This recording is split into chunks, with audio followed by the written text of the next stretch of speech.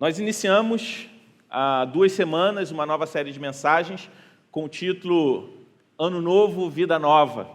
E o presbítero Eduardo e o André, eles estiveram trazendo a mensagem aí nos outros 2 domingos, expondo o capítulo número 1 da carta do apóstolo Paulo aos Efésios. Nessa noite a gente vai começar uma reflexão a partir do capítulo 2. Então, se você trouxe a sua Bíblia, eu te convido a deixar ela aberta em Efésios 2. Nós vamos meditar nos 10 primeiros versículos. Mas antes eu gostaria de falar um pouco a respeito da carta aos Efésios, falar um pouco a respeito da temática dessa série. Existe uma música que diz Ano Novo, Vida Nova, mas se eu não for diferente, tudo vai ser igual. Essa é uma frase de uma música de um cantor chamado Paulo César Baruch, que reflete bem a ideia dessa nossa primeira série de mensagens do ano de 2020. Geralmente nós criamos expectativas de mudança quando inicia um novo ano. E geralmente essa nossa expectativa, essas expectativas que nós criamos, são, na maioria das vezes, em relação a fatores externos. Ou simplesmente criamos uma mística em relação a uma simples virada de calendário. A gente espera que os fatores externos, as circunstâncias mudem para que a nossa vida melhore. Foi interessante que hoje pela manhã eu fui ao mercado comprar água.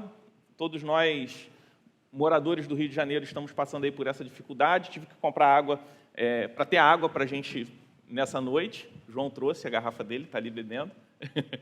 Mas eu tive que ir no mercado comprar água e tinha lá um aviso que só podia levar 3 fardos de água por consumidor. Um camarada, ele encheu o carrinho com 9 fardos e entrou na fila. E a gente via assim, todo mundo olhando para o cara, o cara com 9 fardos no carrinho. Na hora que ele foi ser atendido, a moça do caixa falou, olha, meu senhor, você só pode levar 3 fardos. E ele falou, não, eu vou levar os 9. Ela chamou a gerente, ele enfrentou a gerente, falou que ia levar e que era isso mesmo e acabou. E, infelizmente, aquelas 2 senhoras não tiveram como contra-argumentar, nem impedir ele de comprar. Ele foi e comprou os 9 fardos.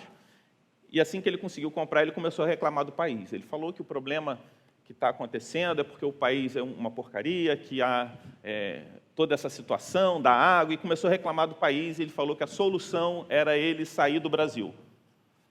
E eu fiquei pensando, muitos dos problemas que nós temos no nosso país são justamente por mentalidade, por muitas pessoas carregarem esse senso de individualidade, não pensarem no coletivo. A mulher explicou, olha, meu senhor, todo dia nós estamos repondo a água 2 vezes ao dia. A água ocupa muito espaço no nosso estoque, então a gente está com uma reposição diária pela manhã e outra tarde. O senhor pode vir aqui amanhã, vai ter mais água. E ele não quis ouvir, ele falou que ele queria levar os 9 fardos e levou. E, geralmente a gente consegue enxergar o problema e às vezes nós não conseguimos encarar o grande problema do pecado dentro de nós. E esse título, para essa série, não foi escolhido de forma aleatória, mas ele reflete bem o que ocorreu na cidade de Éfeso, nessa antiga cidade, que Paulo dirige essa carta à igreja que existia ali. Aquela cidade chamada Éfeso, após receber a mensagem do Evangelho, passou por uma grande transformação, não porque chegou um novo governante, não porque houve uma mudança externa, não houve uma mudança de circunstância por si só, mas porque as pessoas que se encontraram com Cristo, que conheceram a mensagem do Evangelho, tiveram sim uma mudança profunda. Éfeso mudou porque as pessoas mudaram. As pessoas mudaram porque Deus as mudou. Éfeso não mudou por conta de uma circunstância favorável. Não foi uma mudança filosófica, ideológica ou cultural. Mas as pessoas de Éfeso foram transformadas, e por isso a cidade passou por uma transformação. Éfeso mudou porque o evangelho mudou as pessoas. As pessoas, os valores, a moral da cidade mudou porque houve uma mudança profunda, interior nas pessoas que moravam ali, aquelas pessoas que conheceram o evangelho. A mudança moral, a mudança de valores, foi tudo consequência da mudança que o evangelho produziu nas pessoas. Por isso, nessa série, a gente vai falar sobre a carta do apóstolo Paulo à igreja que existia nessa cidade. A carta aos Efésios, ela é dividida em duas partes. A primeira metade da carta, nós vemos o apóstolo Paulo falando sobre os indicativos do evangelho. E o que é isso? Quem nós somos? Quem nós nos tornamos após nós nos convertermos, após a gente conhecer a mensagem do evangelho, após a gente ter o encontro com Jesus Cristo, quem nós nos tornamos? Os indicativos do evangelho falam sobre a nossa nova natureza em Cristo. A segunda metade da carta aos Efésios vai falar sobre os imperativos do evangelho. O que isso significa? O que nós fazemos uma vez que nós somos nova criatura, uma vez que somos cristãos, uma vez que somos discípulos de Jesus, como nós vivemos, quais são os desdobramentos práticos de uma vida com Cristo, como nós vivemos em sociedade, em família. Então são os imperativos do evangelho que fazem parte da segunda metade da carta do apóstolo Paulo à igreja em Éfeso. Por isso, hoje, no capítulo 2, ainda estaremos falando sobre os indicativos do evangelho, como foi dito nos 2 últimos domingos. O apóstolo Paulo primeiro apresenta quem nós somos, o que Deus fez em nós, e depois ele apresenta o porquê nós vivemos de uma forma diferente. Olhando para essa cidade, a cidade de Éfeso, a gente pode encontrar algumas semelhanças com a cidade do Rio de Janeiro. Assim como a cidade do Rio, a cidade de Éfeso era uma cidade muito importante, estratégica para o Império Romano. Assim como o Rio de Janeiro é uma das cidades mais importantes para o Brasil, Éfeso era também uma cidade muito importante ali para o Império Romano. Assim como o Rio, Éfeso era uma cidade que possuía um porto. E toda a atividade econômica daquela região dependia desse porto localizado ali na cidade de Éfeso.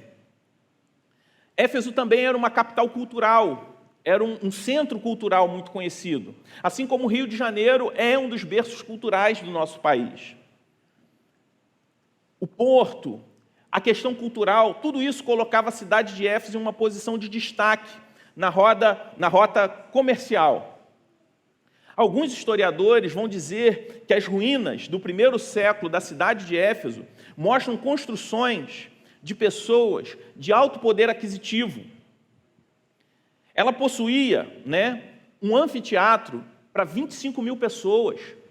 Por ser essa capital cultural, ela possuía esse anfiteatro gigantesco. Éfeso era rica financeiramente, era rica culturalmente, mas era pobre espiritualmente, até o evangelho chegar naquela cidade e a igreja de Cristo ser plantada ali. Lá, na cidade de Éfeso, também existia um templo a uma deusa chamada Artemis Diana. E a população de Éfeso, antes de conhecer o evangelho, era uma população extremamente idólatra e cultuava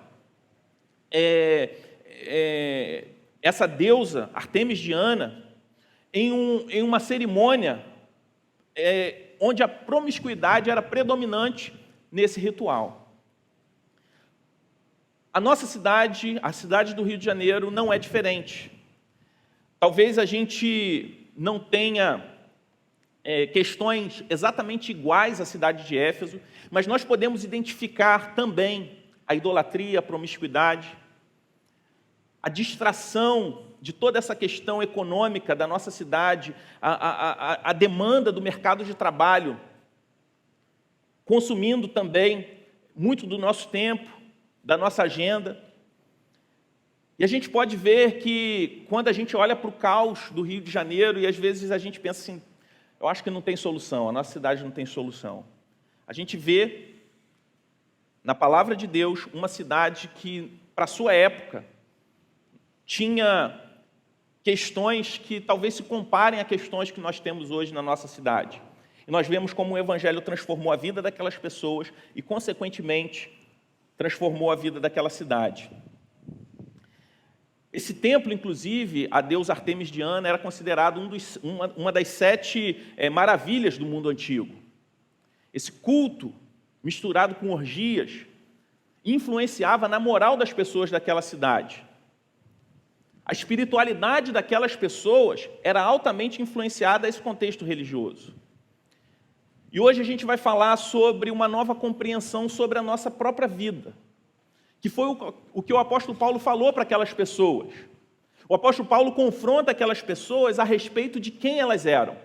Assim como nós cantamos na última música, nós somos, não quem a cultura diz que nós devemos ser, mas nós somos quem Deus diz que nós somos. Somos escolhidos, perdoados, filhos de Deus.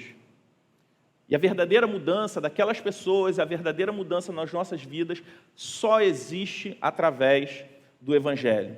Por isso eu te convido, vamos nos colocar de pé para a leitura da palavra de Deus, Efésios 2, do versículo 1 ao versículo 10. A palavra de Deus diz assim: vocês estavam mortos em suas transgressões e pecados, nos quais costumavam viver, quando seguiam a presente ordem desse mundo e o príncipe do poder do ar, o espírito que agora está atuando nos que vivem na desobediência. Anteriormente, todos nós também vivíamos entre eles, satisfazendo as vontades da nossa carne, seguindo os seus desejos e pensamentos. Como os outros, éramos por natureza merecedores da ira. Todavia, Deus, que é rico em misericórdia, pelo grande amor em que nos amou, deu-nos vida com Cristo, quando ainda estávamos mortos em transgressões. Pela graça, vocês são salvos. Deus nos ressuscitou com Cristo e com Ele nos fez assentar nos lugares celestiais em Cristo Jesus, para mostrar nas eras que hão de vir a incomparável riqueza de sua graça, demonstrada em sua bondade para conosco em Cristo Jesus. Pois vocês são salvos pela graça, por meio da fé. E isso não vem de vocês, é dom de Deus, não por obras para que ninguém se glorie, porque somos criação de Deus, realizada em Cristo Jesus, para fazermos boas obras, as quais Deus preparou antes para nós a praticarmos. Essa é a palavra de Deus para nós nessa noite. Você pode se assentar. Quando a gente lê esses 10 primeiros versículos, e olhando especificamente como o apóstolo Paulo começa, no versículo 1 ao versículo 3, antes de falar quem nós somos em Cristo, o apóstolo Paulo, ele nos lembra de quem nós éramos sem Cristo. Isso é importante, meus irmãos, porque o Evangelho, você que é cristão, você que é crente, você que frequenta a igreja, você sempre ouviu dizer o quê? Que o Evangelho é o quê? A boa nova, a boa notícia. E, de fato, o Evangelho é uma boa notícia. Só que, às vezes, nós contamos essa boa notícia subtraindo a má notícia. Às vezes, nós nos esquecemos de dizer que o Evangelho é a boa notícia para uma má notícia. E toda boa notícia, quando é contada, após uma má notícia, de alguma forma ela é valorizada. Por exemplo, acontece uma coisa muito ruim, e você vai receber aquela notícia. Sei lá, você tomou um prejuízo enorme, Mas, ao mesmo tempo, você recebeu uma herança de um parente que você nem sabia que existia.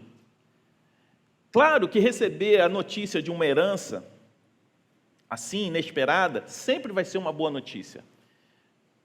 Mas você receber uma notícia dessa, logo após você receber uma notícia que você tem uma dívida que você não pode pagar, essa notícia se torna ainda mais especial. O Evangelho é assim. O Evangelho é a notícia que nós recebemos uma herança que vai pagar uma dívida que talvez, que sem conhecer a palavra de Deus, a gente não sabia que existia, que a gente não sabia que tinha essa dívida e que a gente não podia pagar essa dívida. Por isso, o Evangelho é uma boa notícia para essa má notícia. A má notícia que é a realidade de todos os homens, de todas as pessoas que estão pisando e que pisaram nessa terra, são portadores dessa má notícia. Mas aqueles que se encontram com Deus, recebem o quê? A boa notícia. Então, o apóstolo Paulo, para falar quem eles eram em Cristo, ele primeiramente relembra quem eles eram antes de se encontrar com Cristo. E o que ele diz logo no versículo 1? Vocês estavam mortos. O apóstolo Paulo vai dizer que nós estávamos mortos. Então, quem éramos antes da graça de Deus nos encontrar? Nós éramos mortos. A gente, às vezes, não gasta tanto tempo falando ou nos lembrando quem nós éramos. Nós gostamos de falar, sim, o que Deus fez, aquilo que Ele vai fazer, mas às vezes a gente se esquece de lembrar quem nós éramos. Algumas correntes filosóficas vão dizer que todo homem é inteiramente bom, que ele só precisa de espaço para desenvolver a sua bondade. Muitos livros de autoajuda que estão aí entre os mais vendidos no nosso país vão dizer isso. Mas quando a gente olha para a palavra de Deus, a gente descobre que é exatamente o contrário. Que nós estávamos mortos. Que nós nos encontrávamos numa condição de morte. E de que morte o apóstolo Paulo está falando? Ele está falando das 3 realidades de morte que nós já falamos aqui algumas vezes em algumas pregações. A realidade da morte física, que se tornou real quando, após o pecado entrar na humanidade. A morte espiritual, que é o desligamento, a perda de conexão com o nosso Criador, com o nosso Deus, e por consequência dessa perda de comunicação com o Criador, por consequência da morte espiritual, todos aqueles que não se encontram com Deus têm como consequência o quê? A morte eterna. E o apóstolo Paulo, ele fala que eles estavam mortos nessas dimensões, na dimensão espiritual e na dimensão eterna. Isso é uma realidade porque nós olhamos lá para o início da palavra de Deus, no livro de Gênesis, no capítulo 2, versículos 16 e 17, o seguinte: o Senhor Deus ordenou ao homem, coma livremente de qualquer árvore do jardim, mas não coma da árvore do conhecimento do bem e do mal, porque no dia em que dela comer, certamente você morrerá. Quem já conhece a história da criação vai saber que o que acontece? Adão e Eva, o primeiro casal, os nossos primeiros ancestrais, eles provam do fruto. Eles morrem fisicamente naquele exato momento, eles são fulminados. Você que conhece a história? Não.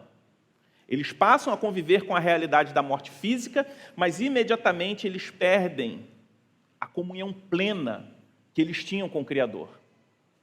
A comunhão total que eles tinham com o Criador. Aí você pensa assim, mas isso foi uma particularidade desse primeiro casal. Aí quando a gente vai para Romanos 5,12, o que nós vemos? A palavra de Deus dizendo, portanto, da mesma forma como o pecado entrou no mundo por um homem, e pelo pecado que? A morte, assim também a morte veio a todos os homens, porque todos pecaram. Então, eu e você herdamos o pecado cometido pelos nossos primeiros pais. Por isso, a realidade de todos nós sem Cristo é a realidade de quê? De morte. O homem, no plano original de Deus, foi criado, sim, uma conexão direta com Deus. O homem falava face a face com Deus. Porém, os nossos primeiros pais decidiram, sim, de se desconectar dessa fonte de vida, se desconectar do Criador. Decidiram por uma vida de autonomia, de divórcio a esse Deus. E a morte espiritual trouxe como consequência não simplesmente a morte física, mas também a morte eterna. E nós nos tornamos completamente separados de Deus.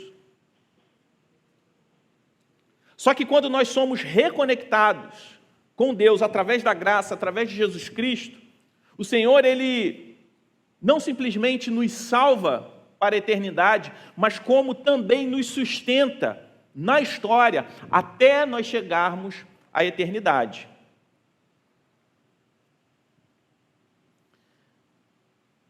Isso significa que Deus, Ele nos cria, nós nascemos de novo para vivermos em amor a Ele, acima de todas as coisas.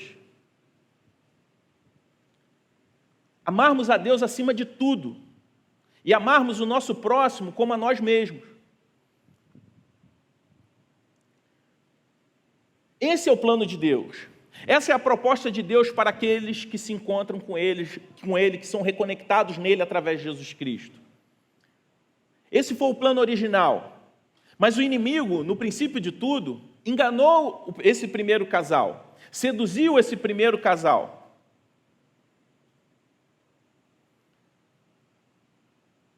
O inimigo disse para o homem que ele precisava ser mais,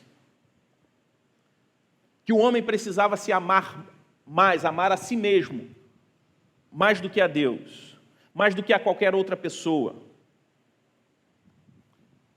E então no Éden, esse primeiro casal decidiu amar a si próprio acima de todas as coisas. E por isso nós nos tornamos o quê? Naturalmente pessoas o quê? Idólatras. Por isso o mandamento de não ter nenhum outro Deus acima do Senhor inclui inclusive a idolatria do eu, o amor próprio, o narcisismo, o egocentrismo. Esse mandamento, que nós erramos desde o princípio, é a fonte de todos os nossos pecados, de todos os nossos erros. Nós optamos pelas nossas satisfações antes do que se satisfazer em Deus. E é o que o apóstolo Paulo diz, quando ele fala, aqui na carta aos Efésios, que antes, quando estávamos mortos, nós vivíamos de uma outra forma, de uma forma diferente. Como ele diz aqui no versículo 3, anteriormente, todos nós também vivíamos entre eles, satisfazendo as vontades da nossa carne. Essa busca pela satisfação pessoal e não a busca por uma vida de satisfação em Deus. E essa opção do Éden nos fez querer andar em nossas próprias transgressões e pecado, como o apóstolo Paulo diz. Pecado quer dizer queda, tropeço, errar o alvo, se desviar do caminho. A palavra que o apóstolo Paulo usa no grego para dizer a forma como eles costumavam andar significa andar ao redor, se comportar, adotar um determinado estilo de vida. Andar em pecado não é, quando o apóstolo Paulo fala aqui, ele não está falando em andar em pecado como algo pontual, mas como um hábito costumeiro, como um estilo de vida moldado pela satisfação da nossa própria carne. Isso tudo porque o pecado fez isso conosco, nos tornou pessoas egocêntricas, idólatras de si mesmo, consumidores da satisfação pessoal a qualquer custo. Essa vontade, esse estilo de vida, tem um sistema ao nosso redor que alimenta isso em nós, que alimenta esse desejo que já existe em nós. A cultura por si só não tem o poder de nos tornar idólatras. Ela alimenta algo que existe em nosso coração. Essa vontade, esse estilo de vida, é algo que está dentro do meu coração e do seu coração por causa do pecado que habita em nós. E nós nos tornamos o quê? Prisioneiros. Prisioneiros de uma busca desenfreada pela satisfação que gera em nós uma insatisfação constante de buscar nas coisas erradas o prazer.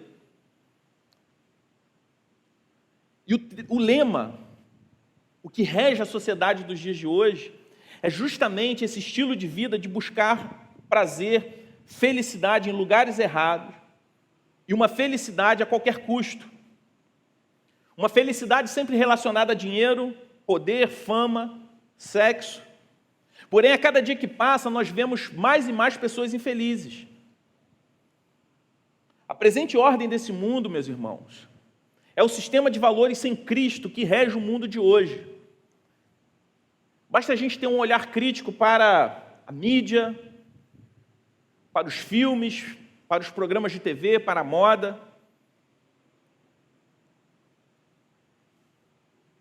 O mundo ele está no estado que está porque nós somos pecadores.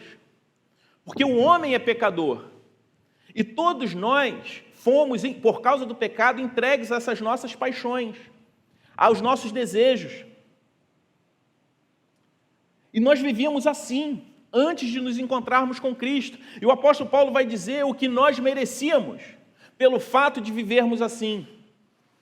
O apóstolo Paulo vai dizer, a palavra de Deus vai dizer que nós éramos merecedores.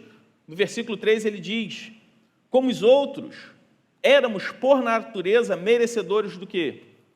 Da ira. Mas ele vai falar como Deus nos trata. Nós cremos que Deus é justo. Deus é amoroso, Deus é misericordioso, mas Deus é justo. Nenhum de nós suporta um juiz injusto. Claro que nós não podemos nos relacionar com Deus como se Ele fosse simplesmente um juiz. Mas Ele é justo. Ele é o justo juiz. Como que nós ficamos quando nós vemos notícias de uma decisão injusta de um juiz, daquele que nós esperamos que faça justiça e ele age com injustiça? Todos nós que não temos um senso de justiça apurado, perfeito, ficamos o quê? Indignados. Mas e Deus que é justo, que é completamente justo, como nos retribuiria diante daquilo que nós merecemos? Como a palavra de Deus diz que nós éramos, por natureza, merecedores do quê? Da ira. Então, justiça é quando se recebe aquilo que se merece. O apóstolo Paulo diz que nós nos rebelamos contra Deus. Fizemos de nós o nosso próprio Deus. Então, se Deus é justo, o que é que nós merecemos? Como o apóstolo Paulo diz, a ira. Só que Deus ele é rico em misericórdia, a palavra de Deus diz também. Então, quando a gente deixa de receber aquilo que nós merecíamos, quando nós recebemos uma anistia de uma dívida, nós recebemos o quê? Nós experimentamos o quê? A misericórdia, a ausência do castigo ou do pagamento de uma dívida. Só que quando a gente compreende que Deus, além de ser o justo juiz, Ele é o nosso Pai porque Ele nos adota como filhos em Jesus Cristo, nós entendemos que Ele não nos relaciona conosco apenas sendo misericordioso. Nós entendemos também o que é graça. Que além de não recebermos aquilo que nós merecíamos receber, nós recebemos algo que nós não fizemos por merecer. É o que o apóstolo Paulo diz, nos versículos 4 e 5.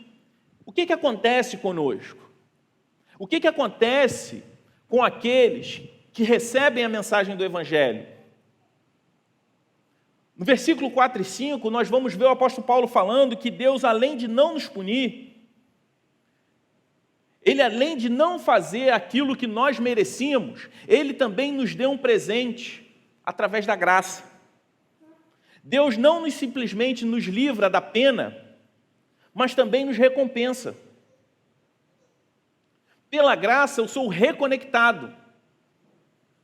Não porque eu fiz por merecer, não porque eu me esforcei por merecer retomar essa conexão com Deus, mas por aquilo que Cristo fez por mim.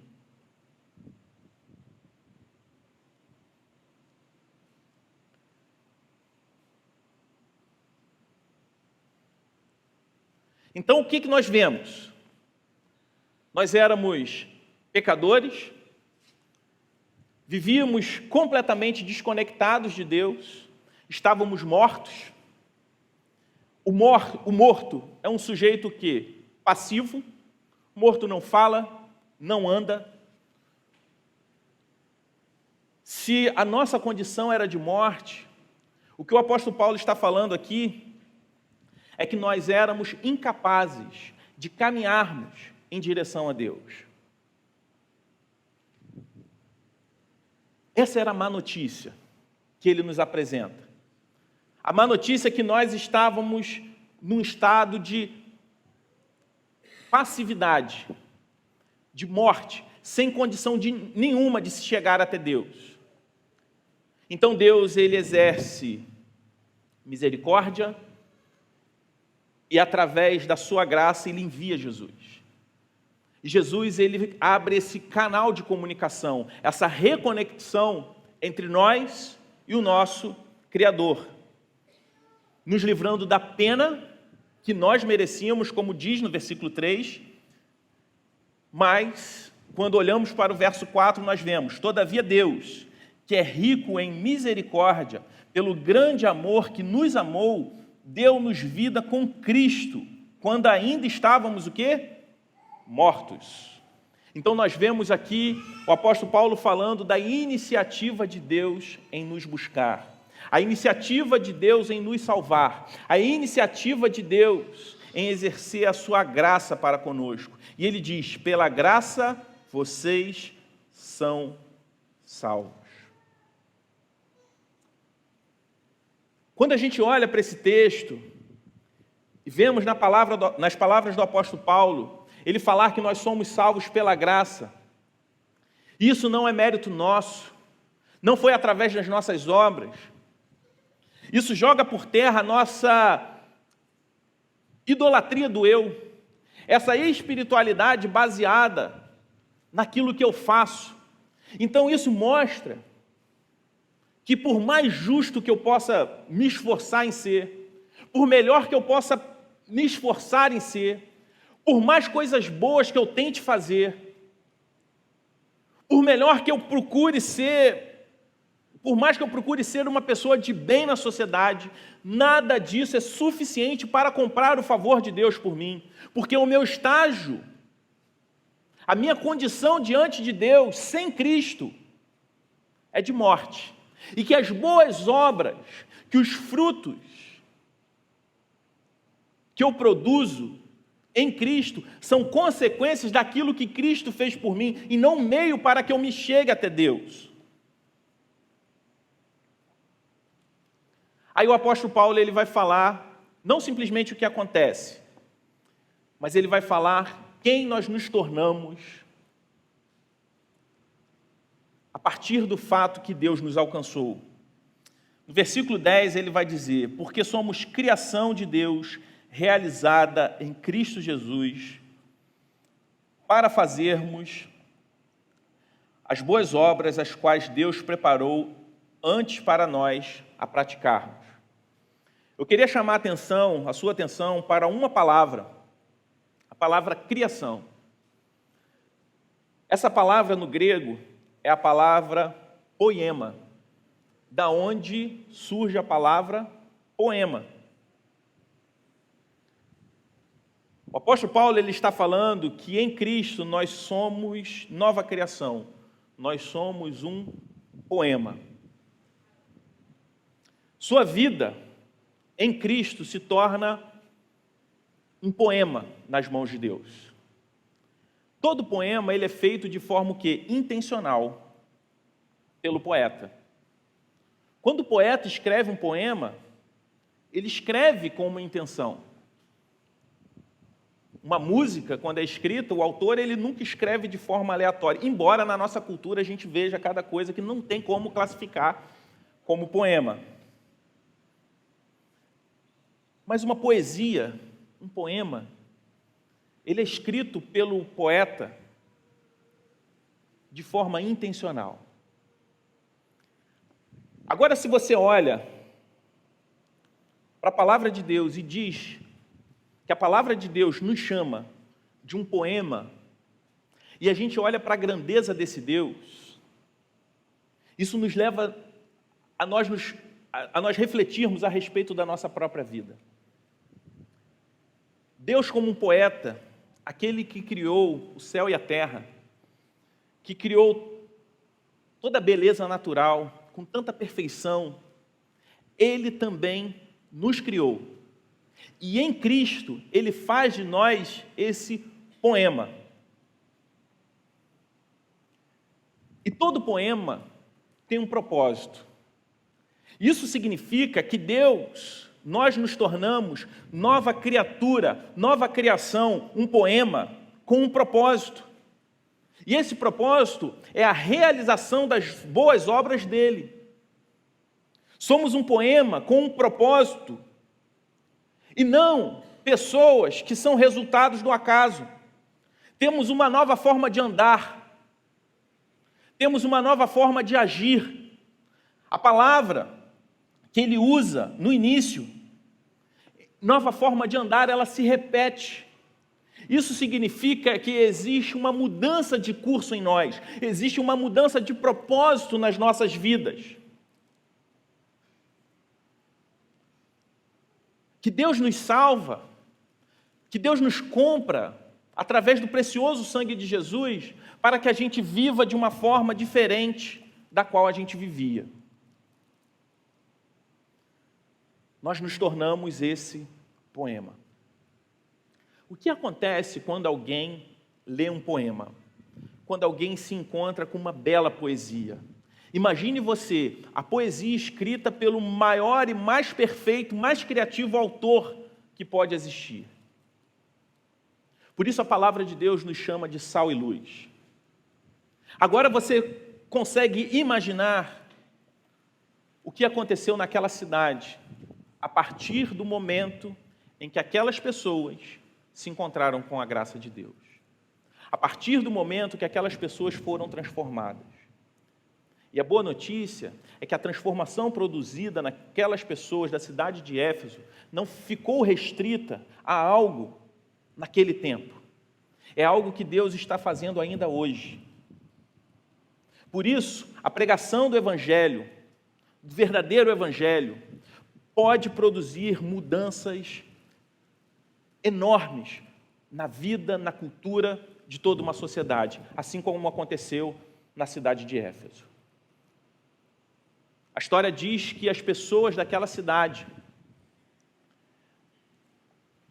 ao se encontrarem com Cristo, ao se converterem ao Evangelho, aquelas pessoas faziam questão de professar publicamente a sua fé. Uma das formas de demonstrar isso era queimar em praça pública os seus antigos livros de magia usados no culto a Ártemis Diana. Uma atitude que nos dias de hoje talvez fosse considerada politicamente incorreta. Está certo que a palavra, a gente às vezes vê as pessoas agindo de uma forma contrária, né? Quebrando ou queimando, enfim, depredando o objeto de culto do outro. A palavra de Deus não diz que eles estavam fazendo isso, mas aquelas pessoas que se convertiam, elas pegavam seus livros de magia, aqueles livros que eram objeto de culto da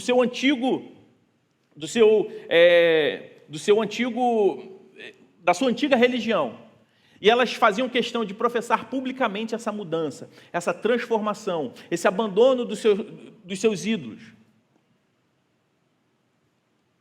Porque Cristo havia tirado aquelas pessoas do domínio das trevas.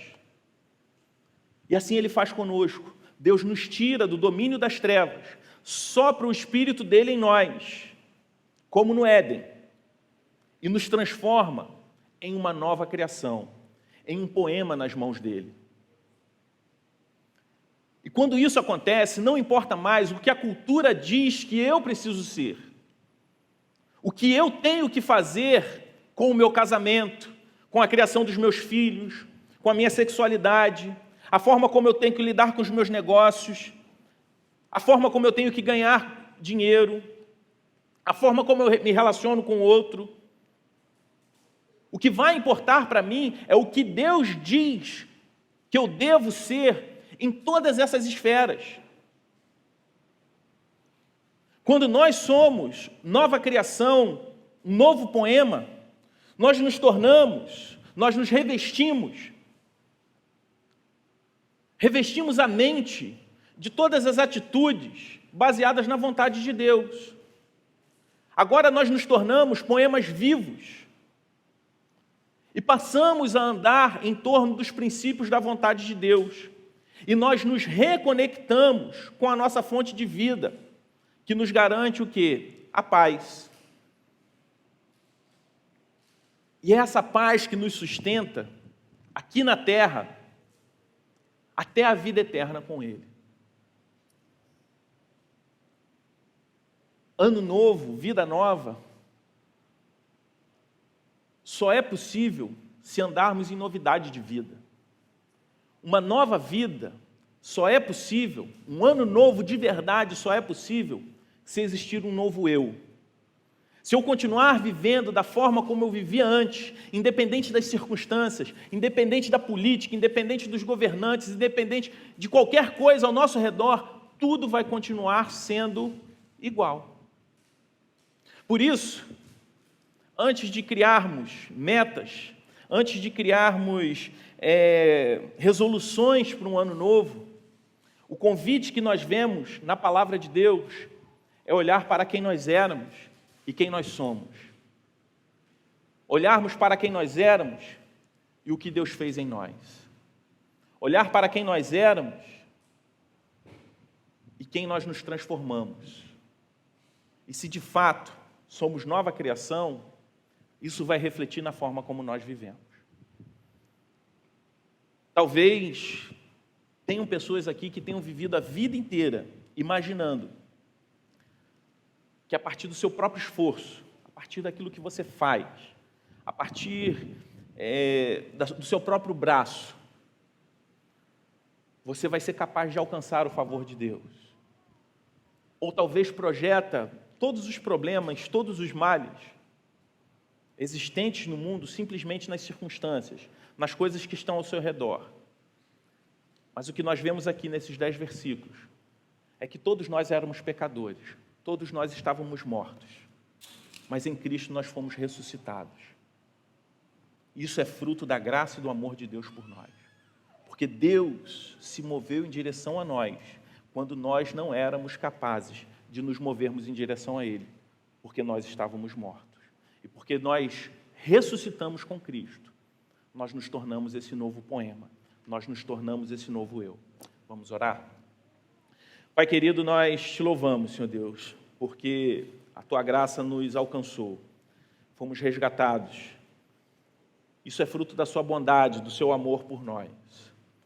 Que o Senhor fale aos nossos corações e que possamos nos lembrar, Senhor Deus, de quem nós éramos e saber quem nós somos, entender que somos filhos do Senhor. E estamos aqui para glorificar ao Teu nome, para viver uma vida que glorifica ao Senhor. Pai, eu te peço pela vida de cada irmão aqui, de cada irmã que está aqui presente, que eles possam entender que são um poema, são uma nova criação do Senhor. Se porventura há pessoas aqui que ainda não conheciam a mensagem do Teu Evangelho, que o Senhor possa abrir esses corações e essas mentes e elas possam compreender que o Senhor tem poder para reescrever as suas histórias, que em Cristo elas podem ser uma nova criação. Que o Senhor nos lembre dessa verdade a cada dia, para que a gente não seja seduzido a viver de uma forma como nós vivíamos antes de nos encontrarmos contigo. No nome de Jesus é que nós oramos. Amém.